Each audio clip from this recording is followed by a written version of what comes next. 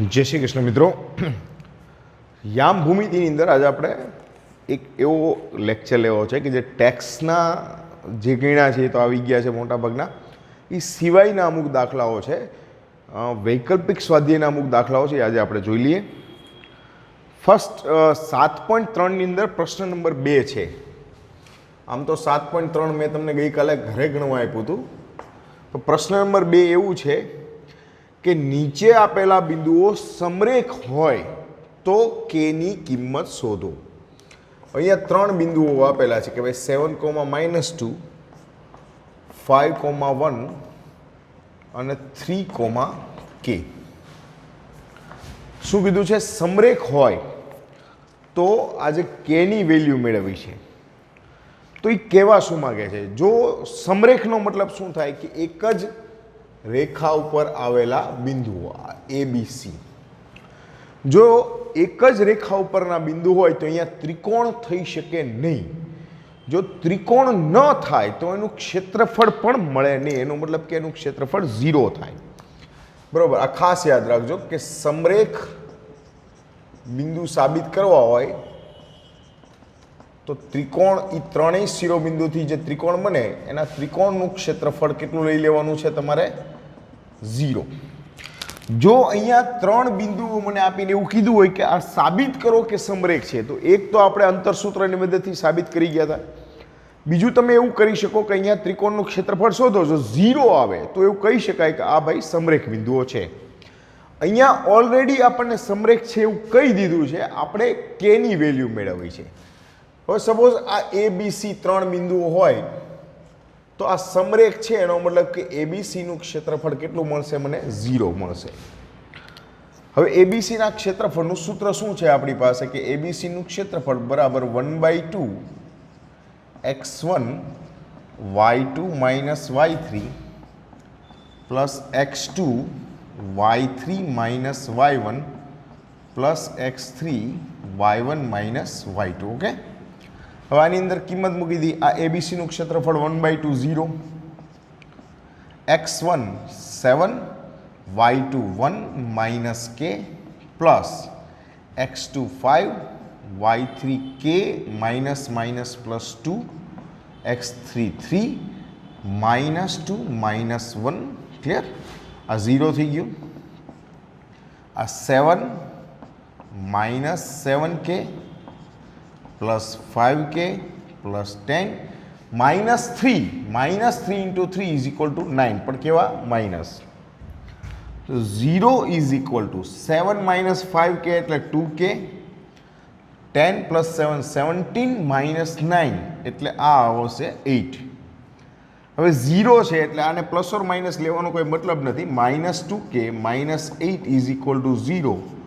2k is equal two minus 8, k is equal two minus 4. આ કેની value આવી ગઈ આપણી પાસે.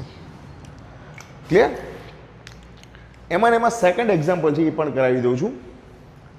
એમાં જે 3 શિરોબિંદુ આપેલા છે એમાં એક છે, નામ હું આપી દઉં છું 8,1. બી બિંદુ છે એ k,-4 અને સી બિંદુ છે 2,-5. સમરેખ છે. બરાબર, આપણે ક્ષેત્રફળ કેની કિંમત મેળવવી છે. ચાલો, સમરેખ છે એનો મતલબ કે ABCનું ક્ષેત્રફળ કેટલું થઈ ગયું? 0. ક્ષેત્રફળનું સૂત્ર હું લખતો નથી. અહીંયા ABCનું ક્ષેત્રફળ 0, તો 1/2 x1 8, y2 minus y3, x2 k, y3 minus y1, x3 y1 minus y2. 2 cancel થઈ ગયા. આ આવશે 0, 8 into 1 plus k into minus 6 plus 2 into 5. 0 is equal two 8 minus 6k plus 10. Okay, 0 is equal two minus 6k plus 18. તો minus 6k plus 18 equal to 0. તો 6k is equal two 18 અને k is equal two 3. આ આપણો answer આવી ગયો. શું યાદ રાખવાનું છે? જ્યારે પણ આપણને એવું કીધું હોય સમરેખ બિંદુઓ સાબિત કરો જો શબ્દ સમજો, અંતરસૂત્રની મદદથી સાબિત કરવું હોય તો આપણે પહેલાં શીખી ગયા છીએ, પણ કોઈ ચોખવટ ન કરી હોય એવું નથી કીધું કે અંતરસૂત્રની મદદથી છે, તો કમ્પલસરી આપણે શું કરવાનું છે, ત્રિકોણનું ક્ષેત્રફળ 0 લઈને આપણે સાબિત કરશું. ક્લિયર? અને એ જ રીતે સમરેખ બિંદુ છે કે શોધો એવી કોઈ વાત હોય તો આપણે ત્રિકોણનું ક્ષેત્રફળ 0 લેવાનું, એના આધારે કેની વેલ્યુ મેળવવાની. ચાલો, ક્લિયર? નેક્સ્ટ એક્ઝામ્પલ છે 7.4માં પહેલો પ્રશ્ન. 2x plus y minus 4 equal to 0. આ રેખા છે એ બિંદુઓ એ 2,-2, બી 3,7 ને જોડતા રેખાખંડનું કયા ગુણોત્તરમાં વિભાજન કરે છે? બરાબર, પ્રશ્ન કંઈક આ રીતનો છે. તમને એક રેખા આપેલી છે, આ રેખા કોઈ રેખાખંડને વિભાજન કરે છે. આપણે કહેવાનું છે કે આ વિભાજન કયા ગુણોત્તરમાં કરે છે. તો આખું પહેલાં બેઝિક સમજી લો શું કહેવા માગે છે. આ એક રેખાખંડ છે જે એ બિંદુ અને બી બિંદુને જોડે છે. ચાલો, એ બિંદુના આયામ છે 2,-2, બી બિંદુના આયામ છે 3,7. હવે આ એક રેખા કઈ રેખા છે? આપણને કીધી છે 2x પ્લસ વાય માઇનસ 4 બરાબર 0. આ રેખા પરનું એક બિંદુ એમ આ એબી રેખાખંડનું વિભાજન કરે છે. સપોઝ એમ બિંદુ જે છે એના આયામ છે x, વાય. સપોઝ આપણે ધારી લઈએ, ચાલો, કે ભાઈ એમ ઓફ x, વાય એ એબી રેખાખંડનું એ તરફથી એમ જેમ એનમાં વિભાજન કરે છે. ઓકે, ચાલો, તો હવે વિભાજન સૂત્રનો ઉપયોગ કરીએ. વિભાજન સૂત્ર M of x, y is equal to આપણી પાસે આવશે mx2 પ્લસ nx1 છેદમાં m plus n, my2 plus ny1 છેદમાં m પ્લસ n. ક્લિયર? ચાલો, એમ આપણને ખ્યાલ નથી તો એમને રહેવા દઈએ. x2 એટલે મારા માટે છે 3, n નથી ખબર, x1 એટલે છે 2 upon m plus n. Y માટે વાત કરીએ, m નથી ખબર, y2 7, n નથી ખબર, y1 -2 upon m plus n.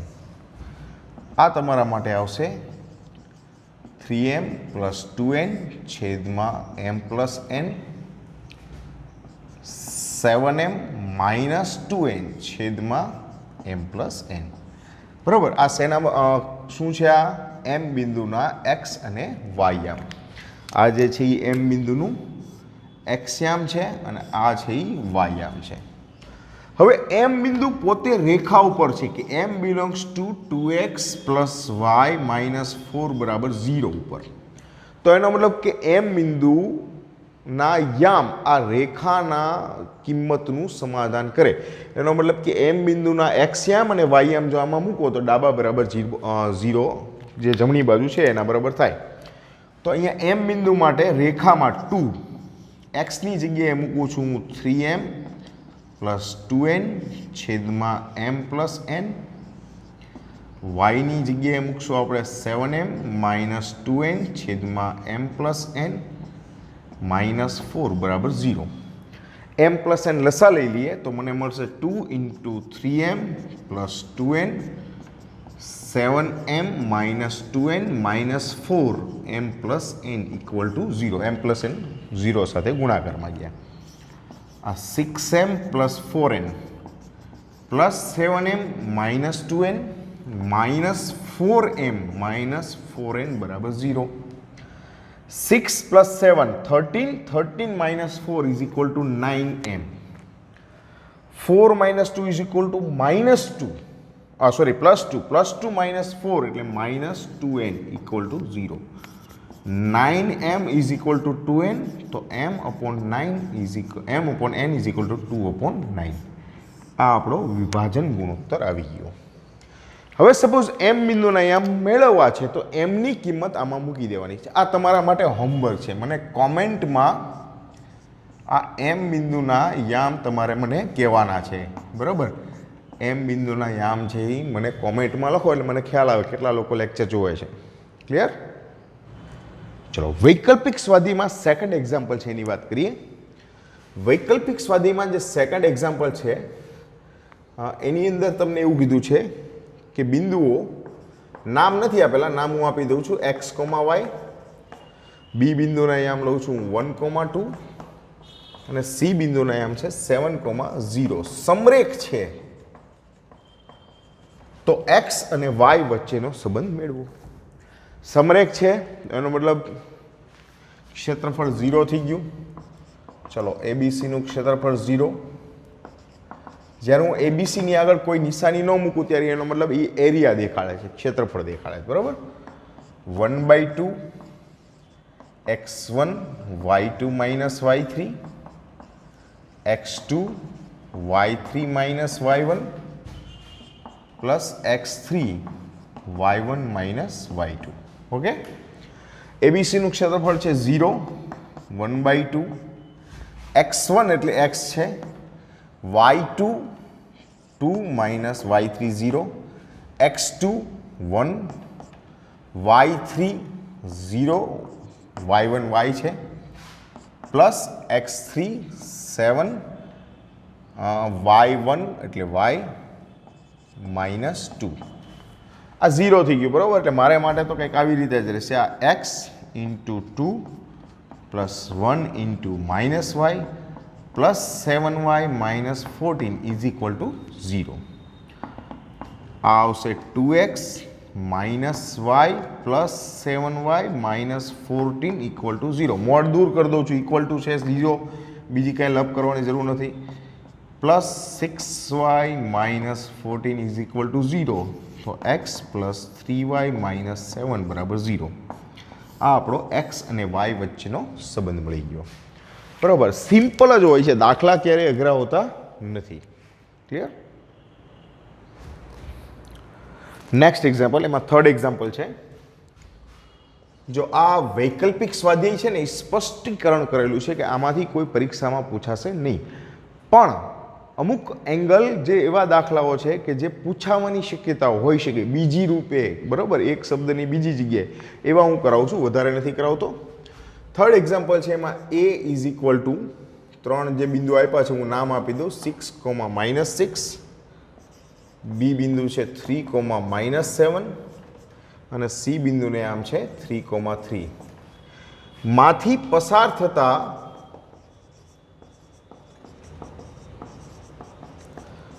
વર્તુળનું કેન્દ્ર મેળવો. બરાબર, આ 3 બિંદુઓમાંથી પસાર થતું હોય એવું વર્તુળના કેન્દ્રના યામ આપણે મેળવવાના છે. હવે સમજો પહેલાં આ કહેવા શું માગે છે. આ સપોઝ એક વર્તુળ છે. બરાબર, હું વર્તુળ પહેલાં દોરીશ, બિંદુઓ પછી દોરું. આ બિંદુઓ છે a, આ 6, -6, b 3, -7, c 3, 3. આ ત્રણેય બિંદુઓમાંથી પસાર થતું વર્તુળ. હવે આ ત્રણેયમાંથી પસાર થઈ ગયું, હું ત્રણેયને જોડી દઉં તો મને એક ત્રિકોણ મળે કે નહીં જુઓ તો. આ ત્રિકોણનું વર્તુળનું કેન્દ્ર P અને આપણે કહીએ x, y. આ P એટલે પરિકેન્દ્ર બેટા. બરાબર, ત્રિકોણના ત્રણેય શિરોબિંદુમાંથી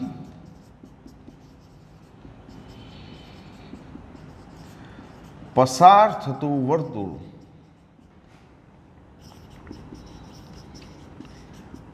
ત્રિકોણનું પરિવૃત્ત કહેવાય. શું કહેવાય? અને તેના કેન્દ્રને પરિકેન્દ્ર અને તેની ત્રિજ્યાને પરિત્રિજ્યા કહે છે. બરોબર. આ ત્રિકોણના ત્રણેય શિરોબિંદુમાંથી પસાર થતું વર્તુળ હોય ને પરિવૃત્ત કહેવાય. આ પરિવૃત્તની ત્રિજ્યા છે જે આ પીએ, પીબી અને પીસી છે. હવે પરિકેન્દ્રના દાખલા આપણે ગણી ગયા છીએ. પરિકેન્દ્રને આપણે એ વખતે લીધું હતું કે ત્રિકોણના ત્રણેય શિરોબિંદુથી સમાન અંતર આવેલું બિંદુ. તો મૂળ તો વસ્તુ જ થઈ ગઈ પરિવૃત્ત, પરિકેન્દ્ર અને પરિત્રિજ્યા. આપણે આ પીના યામ શોધવાના છે. તો આપણી પાસે સૂત્ર છે જ તે. બરોબર. સૌથી પહેલાં આપણે વાત કરી PA². હવે અત્યારે હું સૂત્ર નથી લખતો એટલે મારા માટે આવશે x - 6² y +6². બરાબર. વિસ્તરણ આપી દઈએ તો મને મળશે x² - 12x + 36 + y² + 12x + 36. તો આ કંઈક આવી રીતે આવશે x² + y² - 12x પ્લસ અહીંયા 12y છે, સોરી, 12y + 72. આ આપણા માટે PA². શું છે? બરાબર. PA² મેળવ્યું. હવે આપણે મેળવશું PB². ચલો PB². તો PB માટે આવશે x - 3 નો વર્ગ પ્લસ y - +7². આનું વિસ્તરણ આપી દઈએ તો આ મને મળશે x² - 6x + 9 y² + 14y + 49. શું મળ્યું? તો આ આવશે x² + y² - 6x + 14y. આ બંનેનો કરીએ સરવાળો એટલે આ મને મળશે 58. આ આવશે PB². ચાલો ત્રીજી વાત છે PC². PC² એટલે અહીંયા આવશે x - 3² + y - 3². આ આવશે x² - 6x + 9 plus y² - 6y + 9. ચાલો તો આ મને મળ્યું x² + y² - 6x - 6y + 80. આ શું આવ્યું છે? PC². હવે આપણે બબ્બેને સરખાવી દઈએ. એટલે સૌથી પહેલાં મૂકું છું PA² = PB². બરાબર. ચલો PA². તો આ મને મળ્યું x² + y² - 12x + 12y + 36 બરાબર PB². x² + y² - 6x + 14y + 58. આ x² y² કેન્સલ. આ -6x આ બાજુ લાવો એટલે +6x થાય. તો આ ચેન્જ કરો તો -6x. 14y આ બાજુ લઈ લો એટલે -2y અને 36 પહેલી તરફ જાય એટલે આ મને મળશે 22. બગડો કોમન લઈ લ્યો. -2 કોમન લઉં છું એટલે આ આવશે 3x + y - 11. આ આપણું પહેલું સમીકરણ થઈ ગયું. બરાબર. હવે લઈએ PB² = PC². આ PB² = PC². PB² એટલે મારી માટે છે x² + y² - 6x + 14y + 58 = PC² છે x² + y² - 6x - 6y + 18. બરાબર. ચલો આ x² + y² બે બાજુથી કેન્સલ. 6x પણ કેન્સલ થઈ જશે. જુઓ આ 6y આ બાજુ લાવો એટલે 14 ને 6 20y અને 58 આ બાજુ જાય એટલે -40. મને સીધા y ના યામ અહીંયા મળી ગયા. જો મારા માટે બહુ સરળ થઈ ગયું. આ y ના યામ હું અહીંયા મૂકી દઉં છું. આપણી પાસે છે 3x + y = -11. આ 3x -2 બરાબર -11, 3x ઇક્વલ ટુ -9, તો x ઇક્વલ ટુ -3. બરાબર. તો પી બિંદુ જે આપણું છે પરિકેન્દ્ર એના યામ આવ્યા -3, -2. હવે તમારે એક હોમવર્કમાં કરવાનું છે. શું તમારે શોધવાનું છે? પરિત્રિજ્યા. મેં તમને પરિકેન્દ્રના યામ મેળવી દીધા, તમારે મને પરિત્રિજ્યા શોધીને દેખાડવાનું છે. એટલે પી થી એ વચ્ચેનું અંતર શોધો. બરાબર. પીએ શોધો અથવા પીબી શોધો અથવા પીસી શોધો. એ ત્રણેયમાંથી કોઈ પણ તમારે એક શોધીને મને કોમેન્ટમાં કહેવાનું છે. ક્લિયર? નેક્સ્ટ એક પ્રેક્ટિસ બુક છે, સ્વાધ્યાય 7માં 6થો દાખલો. બરાબર. પ્રેક્ટિસ બુકની અંદર સ્વાધ્યાય છે 7, બરાબર, એમાં 6થો દાખલો છે. એમાં તમને કીધું છે કે જો 3 શિરોબિંદુ આપેલા છે, એક છે a, -1, એક બિંદુ છે 0, -4 અને એક બિંદુનો આમ છે -1, -5. મેં ઉપરના દાખલાના લખી નાખ્યા 6, -9 અને 10, b. આ ત્રિકોણનું પરિકેન્દ્ર, આ એક ત્રિકોણ છે, આ ત્રિકોણનું પરિકેન્દ્ર તમને આપેલું છે 6, -5. તો a અને b ના યામ શોધો. હવે જો પરિકેન્દ્ર આપી દીધેલું છે તમને, બરાબર. પરિકેન્દ્ર ઉપરથી આપણે શિરોબિંદુઓમાં જે યામ નથી એ અને બી આપેલા છે એ શોધવાના છે. તો પરિકેન્દ્ર આપેલું હોય એનો મતલબ કે PA is equal to PB is equal to પીસી.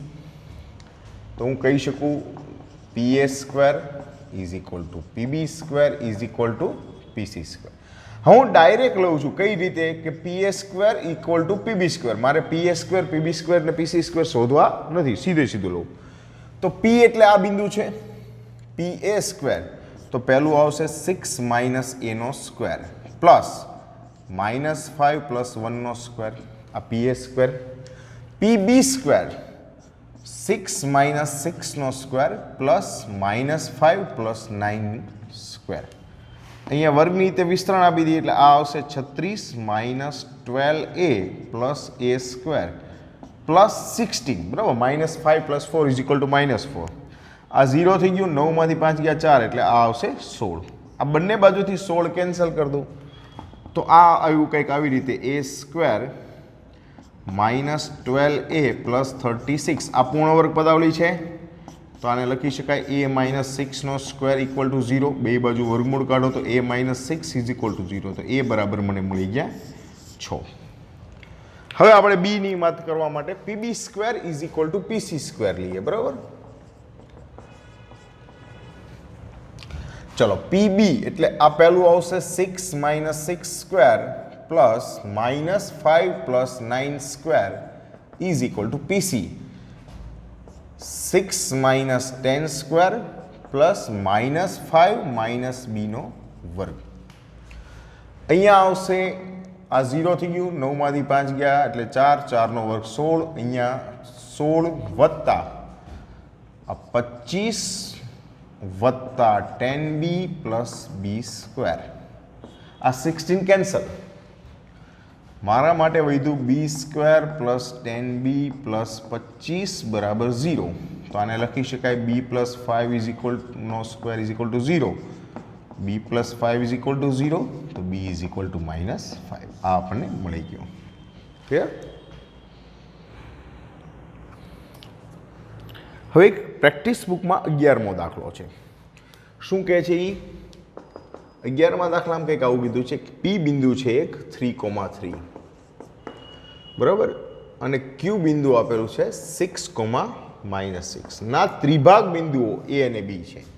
એટલે કંઈક આ રીતે વાત થાય છે. જો કે આ એક P અને Q ને જોડતો રેખાખંડ છે. આ છે 3, 3, આ 6, -6 અને આના 3 ભાગ કરતા બિંદુઓ A અને B છે. બરાબર. બે બિંદુઓ છે જેમાં બિંદુ A P ની નજીક છે. ઓકે. જો બિંદુ A Rekha 2x + y + k = 0 નું પણ કોઈ બિંદુ છે, એટલે કે આમાંથી એક રેખા પસાર થાય છે. કઈ રેખા પસાર થાય છે? 2x + y + k = 0. તો કે ની કિંમત શોધો. એકદમ સહેલો દાખલો છે, કશું કરવાનું નથી. તમે એ બિંદુના યામ મેળવો. આ એ બિંદુના યામ જે આવે એ રેખા ઉપર પણ છે, એટલે રેખાના યામમાં મૂકી દો એટલે કે મળી જાય.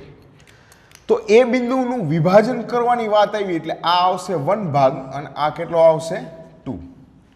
તો હું એવું કહી શકું અહીંયા કે એ બિંદુ એ PQ રેખાખંડનું P તરફથી 1:2 માં વિભાજન કરે છે. ઓકે, તો હવે આપણે જોઈએ કે એ બિંદુના યામ. તો કે a of x, y is equal two આપણું સૂત્ર શું છે? mx2 પ્લસ nx1 છેદમાં m પ્લસ n. બીજું છે my2 પ્લસ ny1 છેદમાં m plus n. Clear? m આપણી પાસે છે 1, x2 એટલે મને ખબર છે 6, n એટલે 2, x1 એટલે છે 3 અપોન 1 પ્લસ 2. m એટલે 1, y2 છે -6, n એટલે 2, y1 છે +3 અપોન 1 પ્લસ 2. તો આ તમને મળશે 6 પ્લસ 6/3 -6 પ્લસ 6/3. આ આવશે 4,0. કયું બિંદુ આવ્યું છે? એ બિંદુના યામ મળી ગયા 4,0. જુઓ, હવે આ બિંદુ રેખા 2x + y + k ઉપર પણ છે ને, કે એ 4,0 belongs to Rekha 2x + y + k = 0. તો એમાં x અને y ની કિંમતનું સમાધાન થાય તો x ની જગ્યાએ 4 મૂકો, y ની જગ્યાએ 0 મૂકો, તો k = -8 લ્યો. જવાબ આવી ગયો. ઘણીવાર રકમ જોઈને બીક લાગતી હોય છે, બહુ મોટી રકમ હોય, થોડીક આડાવડી વાત કરેલી હોય એટલા માટે. ખરેખર દાખલો બહુ જ સહેલો હોય. ઓકે,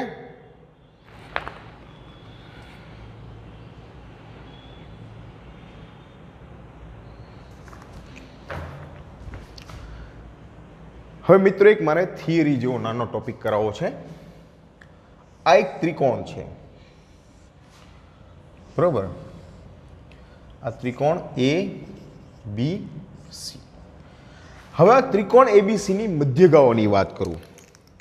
ચાલો, એ માંથી મધ્યગા છે. મધ્યગા એટલે શું છે? શિરોબિંદુમાંથી નીકળે ને સામેની બાજુને મધ્ય બિંદુમાં છેદે. આ AD, BE અને CF આ 3 મધ્યગાઓ છે, બરોબર? આ ત્રણેય એક બિંદુમાં છેદે. આ બિંદુને કહેવાય G.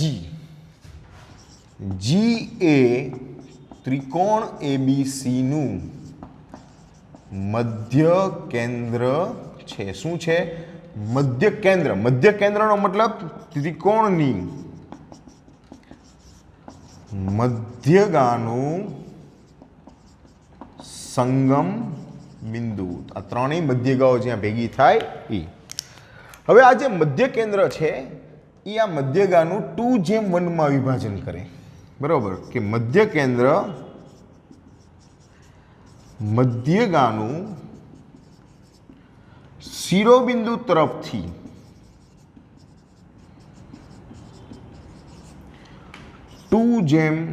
માં વિભાજન કરે છે. એટલે આ 2 હોય 1 હોય, પછી દાખલા તરીકે આ B છે તો એમાં પણ 2:1. CF છે તો શિરોબિંદુ C છે એટલે 2:1. અને મધ્ય કેન્દ્રના યામ